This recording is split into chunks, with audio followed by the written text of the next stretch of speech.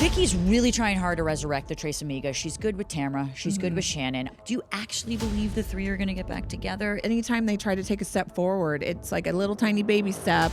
Yeah. And then it's like 8,000 steps backwards. So I just One wrong don't thing. see it happening. When Carmella walked in, what was the initial vibe that you got from her? There was an ex-husband, but they were still married, but she had a boyfriend, but he cheated on her. But some of the housewives that have come on previously and have not lasted long, they come in with an agenda. You've been filming certainly consistently more than Vicky has. Having her back in the group, did it change the dynamic of the group? Do you think it made it better ultimately for the season? With Vicky coming back, I didn't really feel... It is on fire.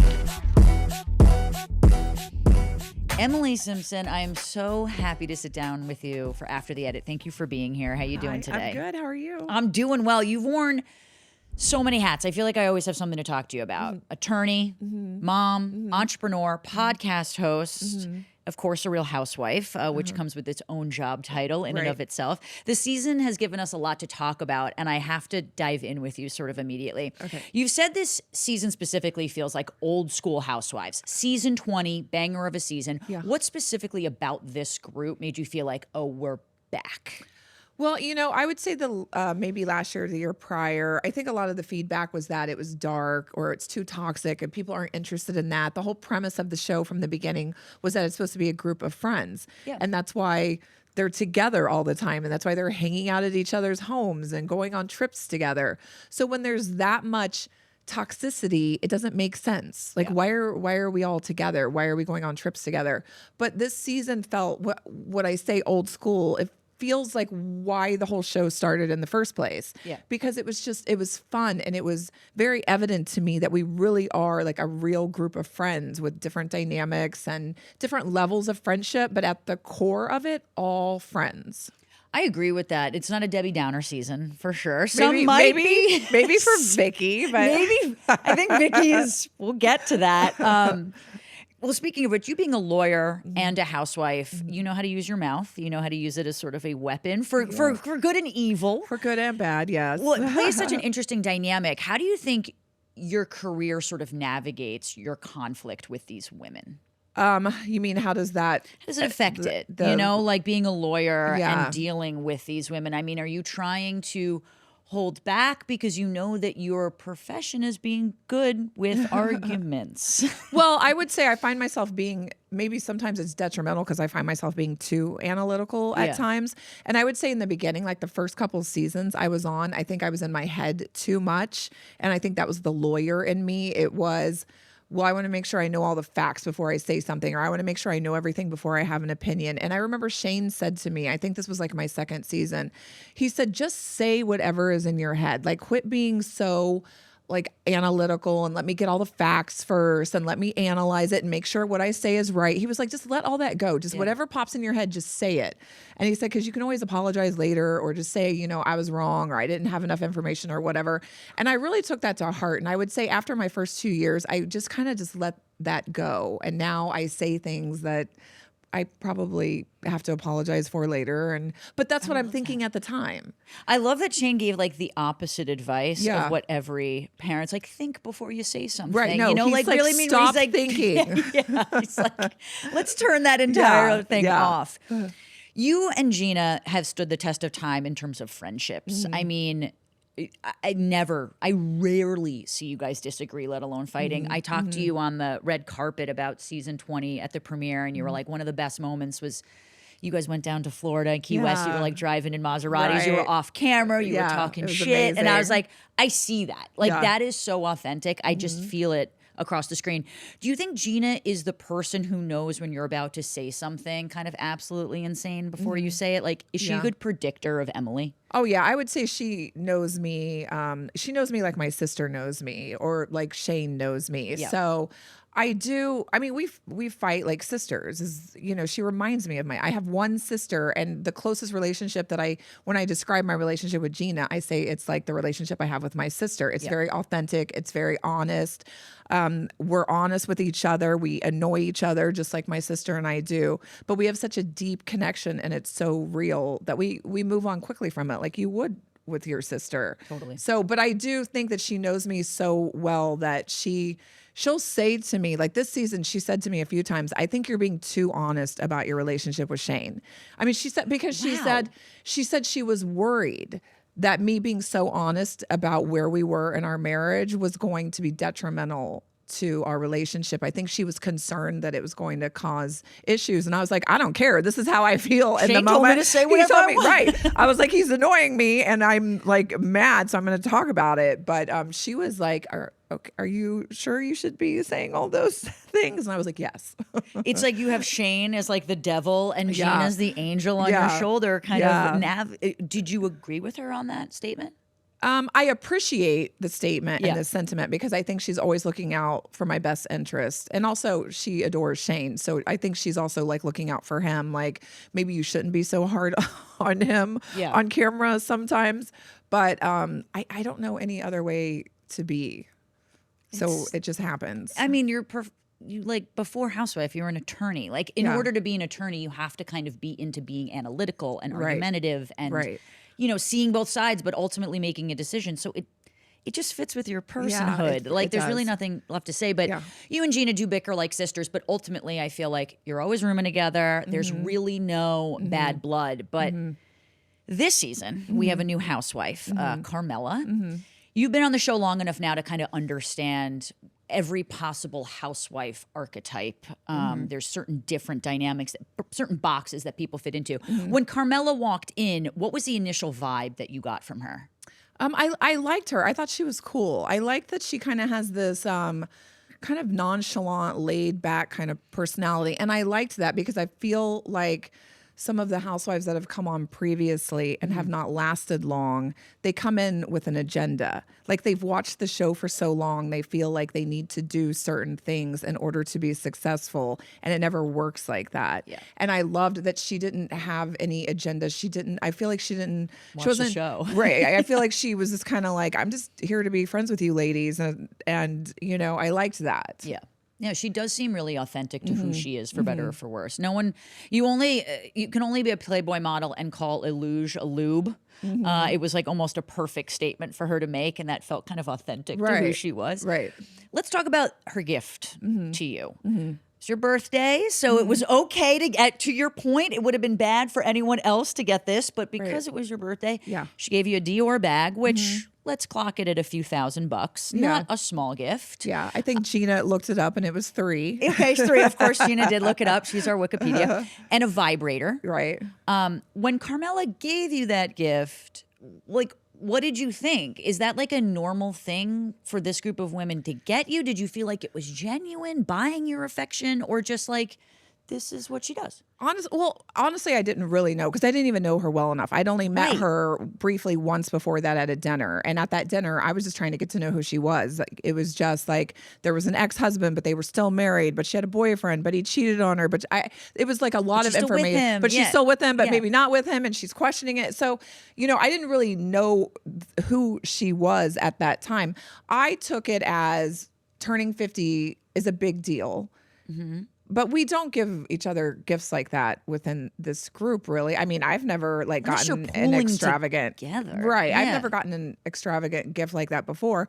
I thought it was extremely generous. I thought it was nice. I thought maybe she was trying to make a good impression because she was new to the group. So she wanted to show that she was maybe invested and, I don't know. The vibrator threw me a little because actually Shane opened the vibrator and it was in our kitchen and our kids were there.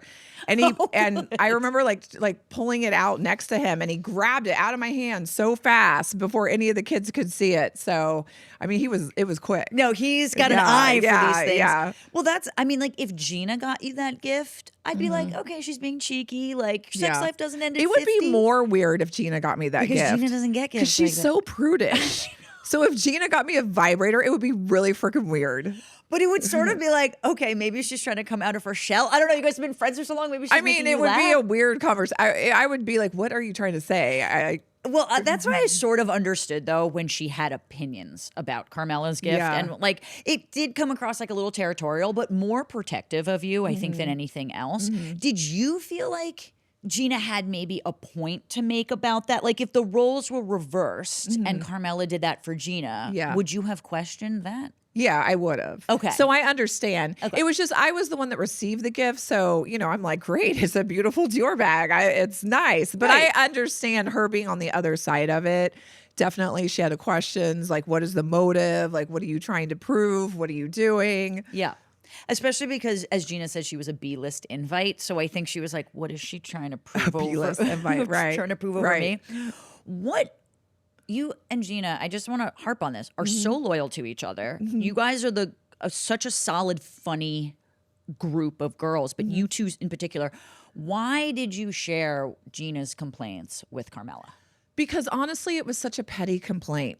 I mean, Gina and I have shared so many things over the past 8 years about life and deep, dark secrets. I know more about her. She knows more about me than anybody else. And I have never shared anything that was out of line that she asked me not to, or that I knew immediately, like, that's not something that needs to be shared. This was like a petty Dior clutch and a vibrator. And I also kind of felt like Carmella, I mean, she was new to the group, so I felt like maybe she just kind of needed a heads up as to like what everybody was saying, so she wasn't blindsided by it. Like, I remember how difficult it is to come in your first year, and try to assimilate into the group and try to build relationships. And so I thought, why not give this girl a heads up, of like what people are saying, so she comes in with like a little armor.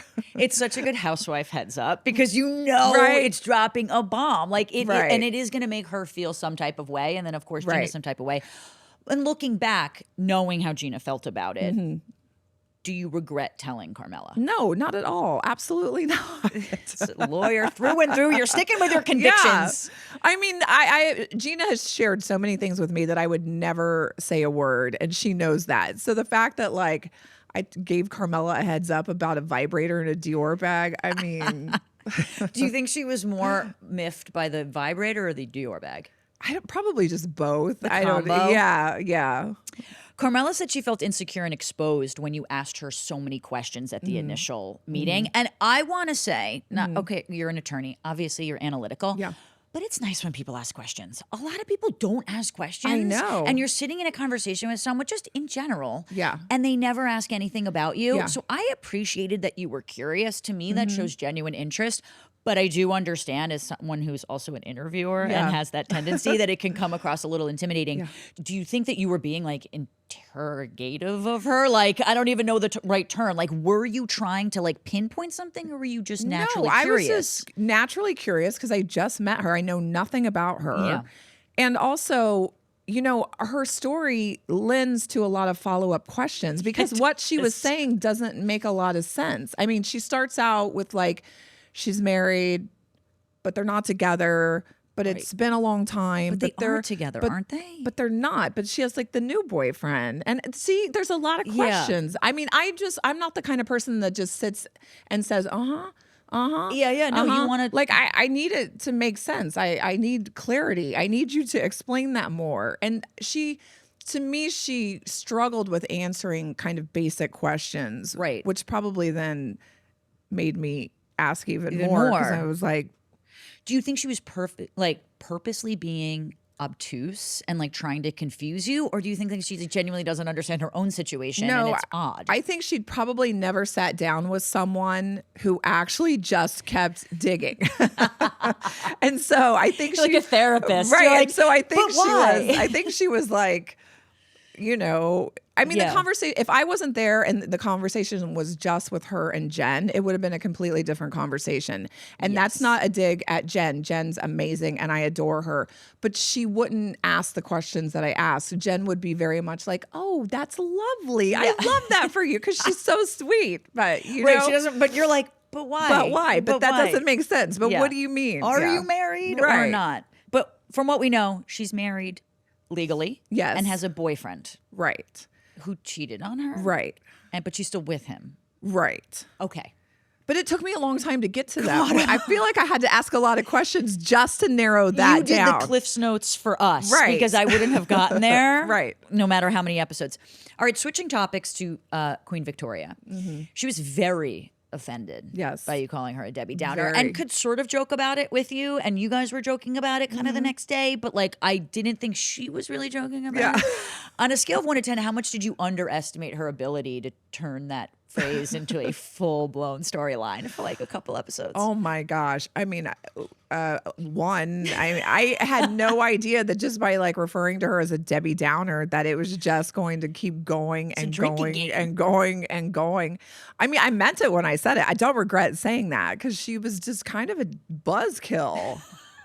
Like, she just was nagging on anyone or just not whooping it up? Yeah. And you know what? And then there were times when I forgot that, I mean, her knee was all messed up, and I understand what that's like to be in pain. I went through that my second season right before I had my hip replaced. So I understand. And I forgot about that sometimes. And I forget that she's older. It's not, I mean, I get it. I just turned 50. So, I mean, I understand, you know, your priorities change, things change. You're not as, you know, whoop it uppy as she used to be. I think it was just, the last time I had seen her or filmed with her was years ago. Right. And so when then you have the expectation that that same energy and personality is going to come in, and it was much more subdued. And she also was like complaining a lot.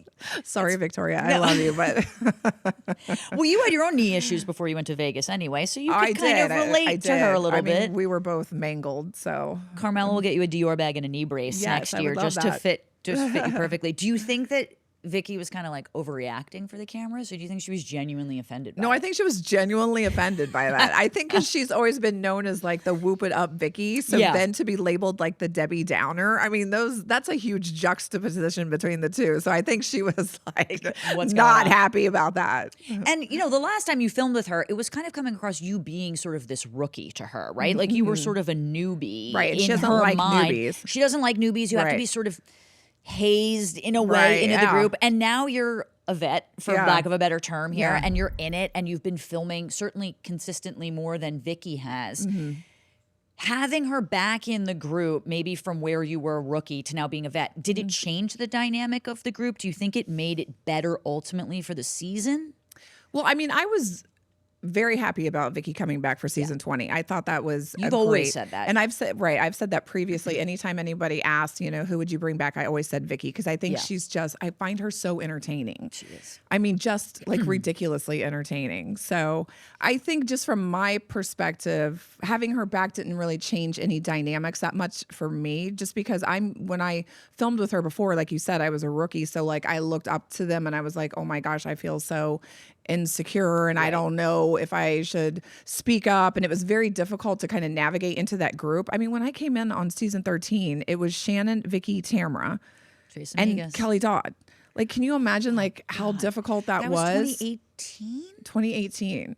So, I mean, also, I think Gina and I are so close because we're trauma bonded. Like, we came in together. Like, can you imagine trying to... I remember Andy's baby shower, and you guys were brand new to the franchise. We didn't even sit at the table. You guys were like off on your own. And I remember thinking as an outsider, being like, this is so like middle school, like watching this happen. You're full-blown Housewives. That's what it felt like. Yeah, and I remember being like, and I remember telling Andy, I'm like, those women are great housewives. Like, they are great housewives. And he knew it. Obviously, you know, they were cast appropriately, but it was just very like... Yeah. You guys were not in the pack yet. No. Yes. And I feel like it took a long time to get to that point. But now that we are, like you said, in the pack, with Vicky coming back, I didn't really feel, she just felt like another dynamic as opposed to like shifting or hierarchy or anything like that.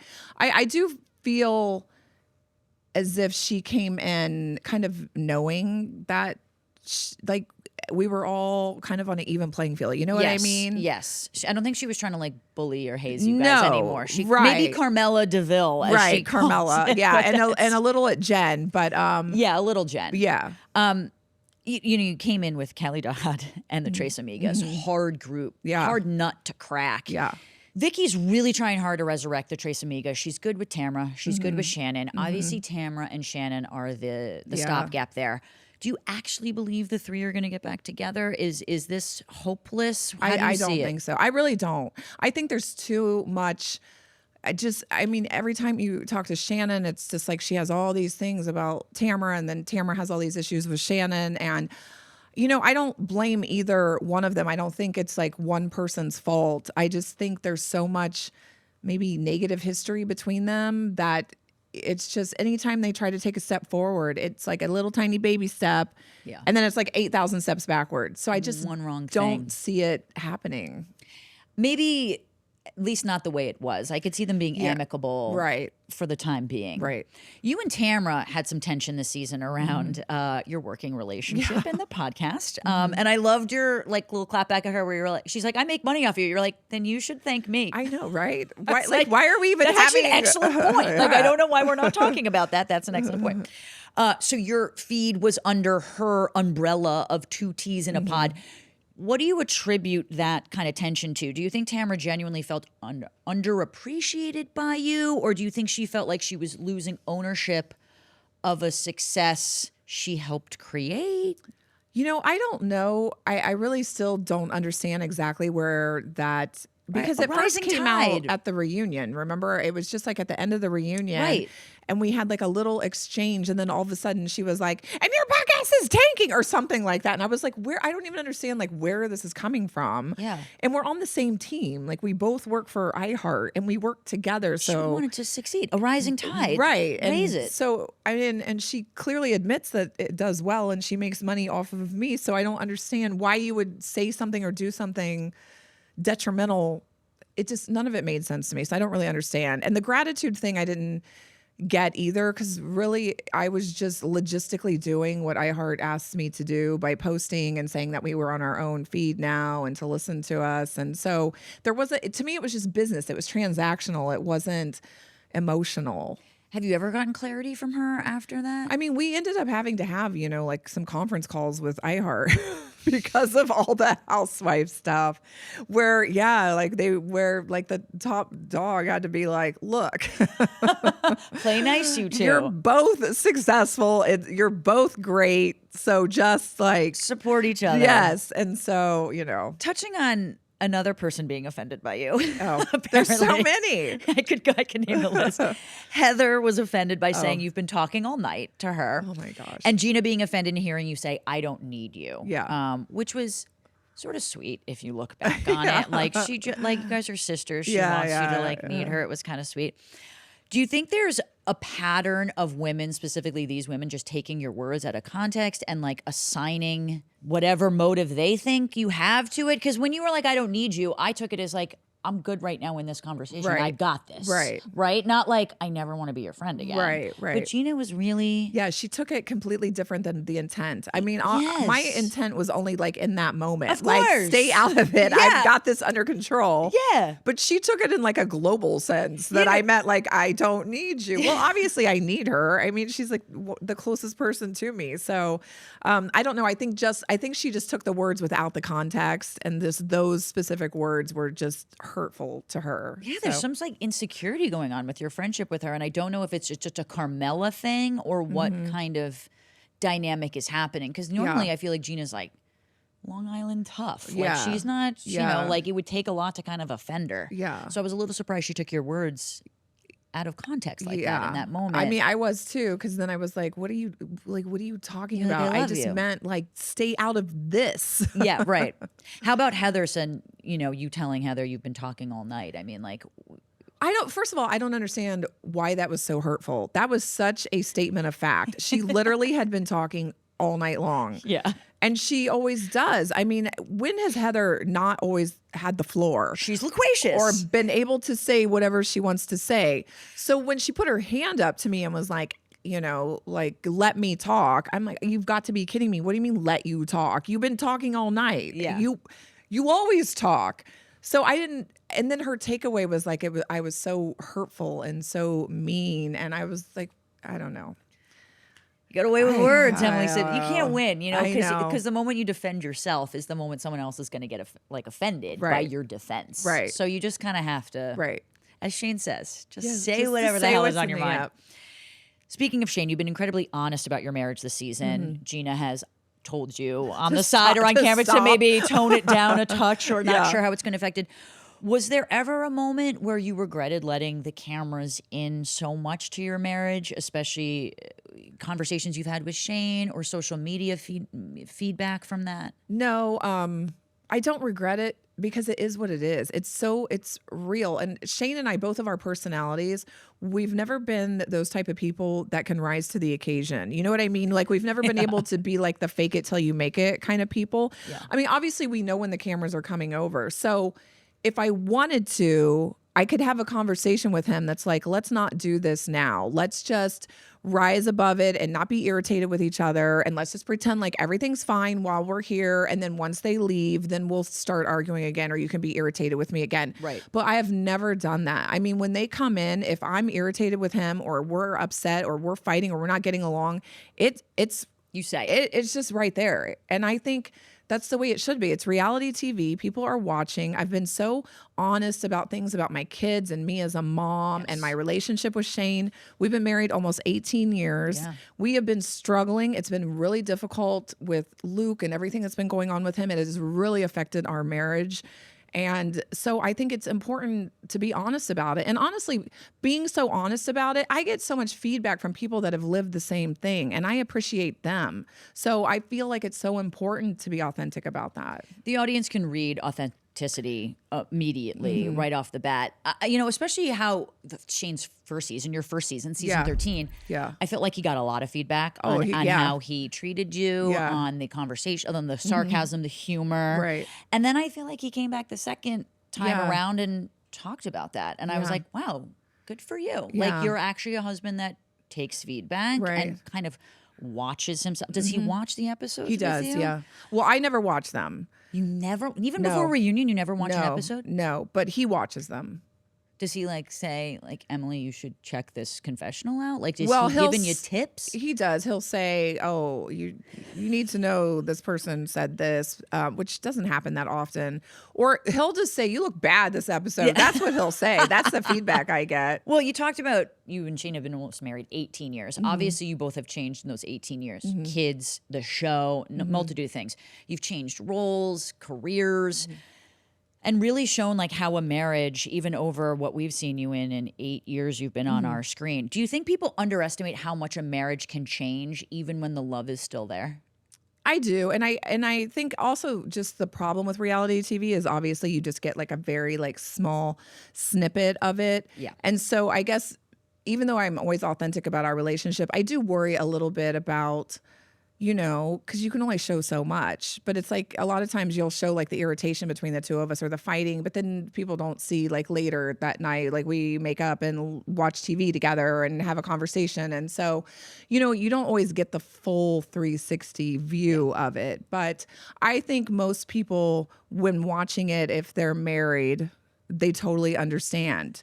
Because it's not easy to be married and to have kids and have all the issues, and it shouldn't be. Yeah, it should be kind of hard. It is hard. It's really hard. Anything worth it should be kind of hard, right? And it does take two people kind of growing side by side together to make it work. And I think you and Shane are really a testament to that. So it's nice to see the underbelly of a happy marriage, but also a difficult marriage. Difficult, absolutely. Those two things can kind of. You and Shane now work together on podcasts, which feels like either the healthiest possible therapy or maybe the beginning of a true crime documentary. Yeah, about us. Which one is it?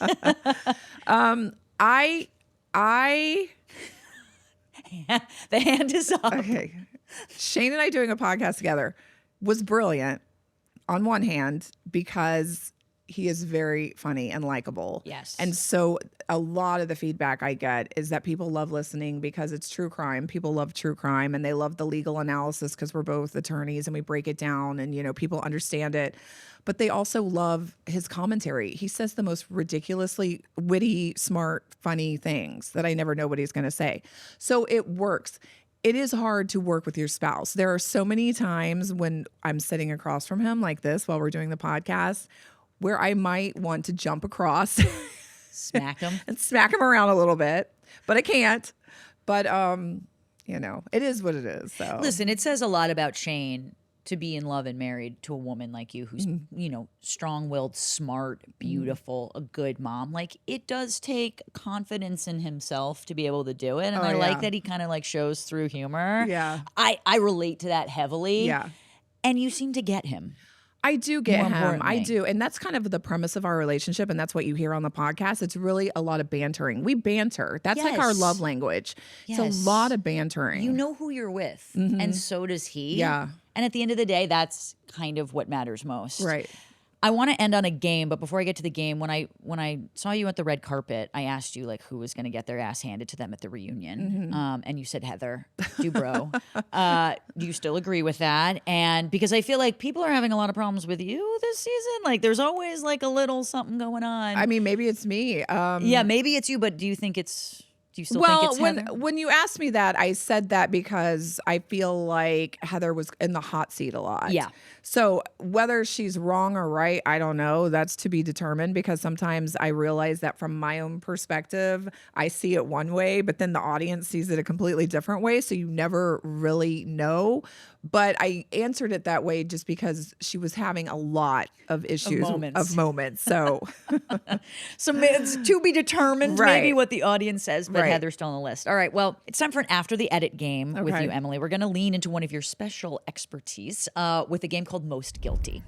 The rules are simple. I'm going to list a scenario that can describe multiple of your castmates, and you're going to choose which one is the most guilty of doing this thing Okay. in your cast. Are you ready to play? yeah, this is the game that gets you in trouble. Yes, it is. That's why we're playing it Yeah. here. Most guilty of being offended by literally everything. Oh, Heather. Most guilty of overthinking your friendship. Well, I would have said me in the past, but I would say Gina now. Most guilty of saying, I heard a rumor, and then refusing to name their source. Probably Shannon. Interesting. Yeah. She never says like where she got it from. No, Shannon's pretty good about like if you tell her something, like she's pretty like She'll say what it tight-lipped. is. She'll say what it is, but I believe she's pretty tight-lipped about where it comes from. Most guilty of keeping a mental spreadsheet of every disagreement. Probably me. So, you're you're a lawyer. Most guilty of having the most suspiciously eventful first season possible. Suspiciously eventful first season. Gina probably. She had a lot going on those first couple seasons. She's had a Yeah. full packed Yeah, 8, right. 7 seasons, Yeah. however many. Most guilty of needing to be protected from herself. Probably me. I almost thought you were going to say Jennifer. Oh, protected from herself. Maybe Jen, but I don't know. I feel like Jen's just so damn cute I that know, like she really is. She's just so bright and she fun. is. She's like a shiny unicorn. Why would you say yourself? Do you need to be protected from yourself? Well, because sometimes like if I get pushed, it's scary. Oh, shit. Yeah. Most guilty of being the person everyone tells their secrets to. Probably Gina. I think people are comfortable telling Gina a She's lot. a steel trap. Yeah. I feel like you tell Tamara if you want other people to know. Absolutely. But you tell Gina if you just want to get it out, right. but keep it together. Right. Most guilty of being way too invested in someone else's marriage. Way too invested in someone else's marriage. Oh, probably Tamara. Yeah. Most guilty of needing to be told this is not the hill to die on. I don't know. Maybe Vicky.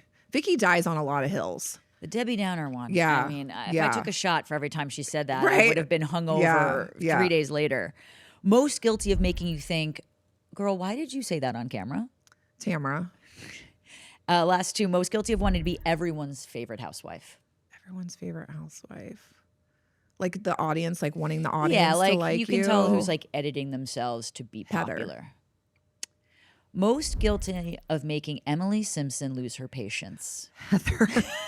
I love you, Heather Dubrow. She really has it in this season. I can't wait to watch the reunion. Before I let you go, what are you most excited to discuss at the reunion? What's the one thing you really want to get off your chest? I don't know. I really don't. I feel like I say it all through the season. You know what I mean? That's why you don't watch the Yeah. episodes. So it's not like I've like held anything in and I have like so much that I need to unleash. I feel like I unleash as we go. Just freewheeling and dealing. So then by the time we get there, I'm like, I already said that, but I'll just say it again. Well, Emily Simpson, thank you so much for joining me Thank you today. for I'm having loving me. season 20. This has been an amazing show. Huge thanks to you guys. And thanks for listening to After the Edit, brought to you by Cash Money Media. Huge thanks to Emily Simpson, of course, for diving into all the juiciness of the orange this season. Be sure to follow, rate, and subscribe to After the Edit on Spotify, Apple Podcasts, or wherever you get your podcasts, and share it with your reality TV fans. I'm Daryn Carp. I'll see you next time right here After the Edit. It is on fire. I mean, it's fun till I get in trouble. Yeah, well, you're going to get in trouble no matter what. You can say the sky is blue. I'm always in trouble.